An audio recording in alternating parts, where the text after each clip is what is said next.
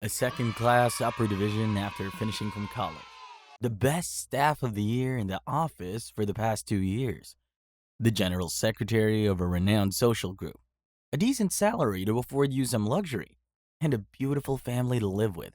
Yet you find them all unimpressive. What could be wrong with you?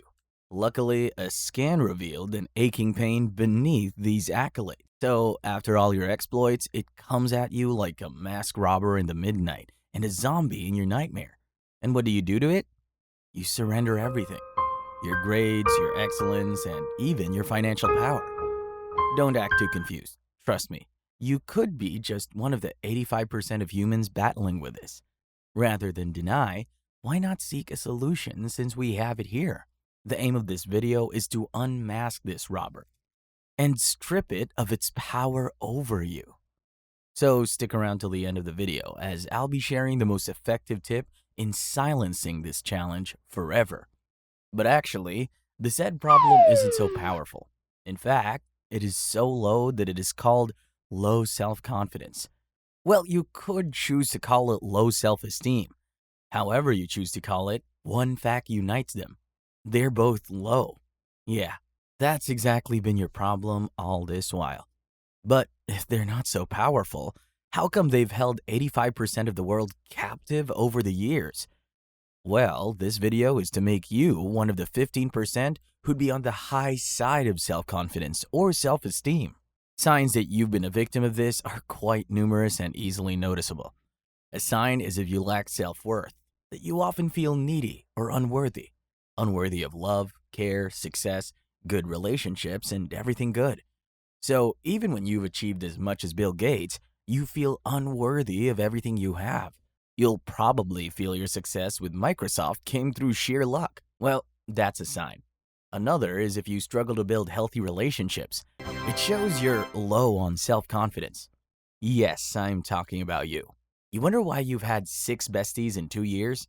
It's because you struggle to keep relationships, and it's an evidence of low self-esteem. It's surely getting more and more relatable. Well, that's not all. There's so much more. You say so much negative self-talk? Well, that's one big sign that you need this video, and you should stick around till the end of it. And peradventure, you mistakenly press the home button. You don't go ahead and say things like that. I'm so stupid. Today will surely be a sad day. Nothing about my life makes sense. Negative self-talk isn't a flex in any way. Rather, it proves how lowly you esteem yourself. Low self-esteem. Yeah. Doesn't end there. Self-doubt is a big deal too. You don't experience self-doubt because you're meticulous or humble. Nah, that's low self-esteem right there. Every human could second-guess themselves. That's quite normal. But when you distrust your judgment so much that you constantly seek the opinions of others, even in making the simplest decision, there's a low problem. Yeah, you're right. A low self-esteem problem. And then, the next is so common that we see it every day. We come across folks who can't even walk straight or sit upright and think that's all there is to it. You should pay attention to it too. Bad posture isn't just about the body. It has so much to do with the mind. It could be a product of low self-esteem. And then we have eye contacts as well. You don't avoid eye contact with people. Trust me, they won't bite. You do it at a normal rate. And it surely gets awkward when you do it too much. The best way to work it out is that you maintain eye contact 50% of the time when you speak and 70% when you listen, and you're good to go. Other symptoms include avoidance of social gatherings, indecisiveness, fussiness, social media addiction, overthinking, and several others. You could be there wondering how you acquired these habits or how these traits became a part of you. There are several doors they could have come in through. One is your childhood experience. You possibly didn't fit in so well at school, or you weren't meeting your parents' expectations, or perhaps you were the least intelligent of your siblings. The door of our childhood experience is such a big door, and so much could come in through that door. Most traits of low self-esteem come from our childhood experiences, but they're beyond that too. There are other doors as well. Our personalities could also be the door. It's been often said that melancholics and phlegmatics, or introverts generally, run a higher risk of low self-esteem than extroverts. I'd want you to remember that as good as your introversy seems and as much as you like your space, you could be, unknowingly, strengthening the effects of low self-confidence in you. So come off the vulnerable shelter of introversy and enter the refuge of healthy self-esteem. What's more? Well, if you had difficult life events such as a serious illness or bereavement, it could be the reason why you're among the 85% of the world with a low self-confidence. You remember the Little America's Got Talent semifinalist, Tyler Butler Figueroa? The little violinist had leukemia and lost so much hair. As a result, he was mocked at school, and many kids fled from him even after his recovery, thinking cancer could be transmitted. According to his mother, he became the opposite of what he had always been after the incident. He was no longer outspoken or outgoing. He went far into his shell and lacked enthusiasm in doing many things until he enrolled in a violin training. While he played violin, the spark came back. He found something to be passionate about again, and something he was so good at that restored his full confidence. Thanks to violin, he defeated low self-esteem. And that exactly is the purpose of this video, to hand you whatever your violin is and seal your victory over low self-esteem. But before you get your violin, don't forget to stick around till the end of the video to get the most effective tip that works for all cases. And you could just give a like and a subscription to get more updates from us. I trust you've done that. Now you can have your answers. First off, you recreate your self-image into a positive one. How do you do this? Have you ever made friends with someone you once perceived as an enemy or found yourself eventually loving a villain in a movie?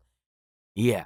What you did in both cases was that you recreated the image of these ones, you edited it and cropped out the irrelevant parts. So you do that to yourself too. You correct how you perceive yourself. Change your impressions about yourself. You could do some writing here by writing your name boldly on a piece of paper. And then in small circles around your name, you highlight your strengths only or the strengths of the person you hope to be in the next few years. Focus only on your strengths and ignore your weakness for now. You've been about them all your life and nothing's changed. Ignoring them for a while won't hurt. This may seem delusional at first, the same way loving a villain is delusional, but keep it up and gradually you begin to see yourself with a different lens. And once you've done this, the next step is to believe so much in yourself. If you don't, nobody will. Believe in the new you, the recreated you. Have so much faith in your ability to be all you now see yourself as. Remember, it's your mind, and it can be tricked to favor you. You've noted this? Then let's move on to another violin. With this, you can achieve the same result the violin gave the AGT semifinalist. Then you do all you can, never to find yourself in comparison with another. Think of it. Have you ever tried comparing your thumbprint with another's? You definitely haven't. All thumbprints are unique, different patterns, yet all unique. So also are humans. Let's make it clearer. Have you tried comparing LeBron James and Chris Brown? If you won't do that because they're in different fields, then don't compare LeBron and Michael Jordan because they're different humans too. Therefore, regardless of how similar the circumstances are, never compare yourself with anyone. The basis for comparison can never be the same. We all have unique experiences. By avoiding this, your self-confidence builds some muscle. And while you do this, always ensure you have a positive tendency. In every situation, be optimistic. Even when all roads are blocked, think about flying an imaginary airplane. Just always think positively. Always see light at the end of the tunnel. Always see a new day after a long night. Don't be shackled in pessimism. It hurts your confidence. The more positive you are, the more you believe in your abilities to find a way out of problems. And when you solve those problems, play another violin by celebrating your small wins. You finished an exam? Celebrate. You qualified for a training? Celebrate. You got a salary raise or a promotion? Celebrate. Celebrate so much that there's very little time to be worried or fussy. And finally, work on your appearance. Once, a famous radio presenter was invited to appear on TV, but he arrived 10 minutes late. That was quite unusual of him, and so the director asked why he came late. He claimed he was already dressed when he noticed he didn't have new socks, and he thought that wasn't too good for his first time to appear on TV. To him, Wearing clean socks wasn't enough. It needed to be new. So he went to the store for a new one. Surprised, the director wondered why he did that, since his appearance on TV was only going to be from his waist upwards. They would be displaying only his torso. He then responded, "To be spotless on air, I need to feel myself spotless in everything, starting with the shirt and finishing with the pen in my pocket. If my socks have holes in them or my shoes are dirty, I'm not spotless anymore." Well, it turned out this presenter was one who would always present on radio wearing a suit and tie. He took it that seriously. Well, you should too. And if there's one lesson to learn from him, it's that your appearance improves your self-confidence and social performance. Look your best to feel your best. So before we go, we promise to give you a master tip that worked for anyone in any situation. But before we do that, kindly let us know which tip you're going to try next in the comment section. Now, you have your master tip. Read books. You've heard this several times, but again, read books. Knowledge really puffs up. Trust me, this isn't to make you proud. But remember, you've been low. You had a low self-esteem, and you need some puffing ups to get higher and be better than average. You get those puffing ups from books. A new perspective, a new knowledge, a new ideology, a new way of life builds your confidence. And when you read, impact someone with your knowledge. It tells you you can lead.